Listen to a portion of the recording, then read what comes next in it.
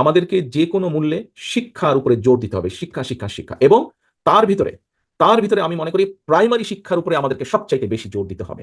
Primary শিক্ষকদের উপরে আমাদের জোর দিতে হবে। প্রাইমারি স্কুলের শিক্ষকটি হওয়া উচিত ওই অঞ্চলের অন্যতম মেধাবী যে তার হওয়া উচিত। প্রাইমারি শিক্ষকদের কোয়ালিটি ইমপ্রুভ করার জন্য, তাদেরকে সেই কমফোর্টটা দেওয়ার জন্য। কারণ তাকে যদি চিন্তার মধ্যে থাকতে হয় যে কোনো রকমের ক্লাসটা শেষ করে তাড়াতাড়ি তার ছোট দোকানটাতে গিয়ে বসবে, কারণ না হলে সংসার চলবে না, অথবা খেতে গিয়ে কাজ করতে হবে, তাহলে হবে না। কাজেই তাকে আমার সেই কমফোর্টটা দিতে হবে যাতে সে তার ক্লাস শেষ হয়ে যাওয়ার পরে, আমরা শুনতাম যখন ছোটবেলায় ছিলাম তখন নানা দাদের কাছে গল্প শুনতাম যে ওনারা যখন ছোট ছিলেন, শিক্ষকরা শিক্ষকরা তখন তখন তো গ্রামের সংখ্যা বেশি, শিক্ষকরা বলে সন্ধ্যার পরে বা বিকেলের পরে বলে ভালো ছাত্র যারা তাদের বাসায় যেতেন শিক্ষকরা, এবং গিয়ে গিয়ে খোঁজ করতেন ছেলেটা পড়ছে কিনা, কোনো সমস্যা হচ্ছে কিনা।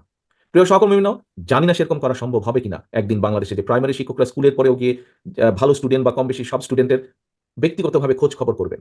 যদি সেটিকে নিশ্চিত করতে এরকম একটি পরিবেশ যদি তৈরি করতে হয়, এটি আমার সম্পূর্ণ চিন্তা আপনাদের সাথে শেয়ার করলাম।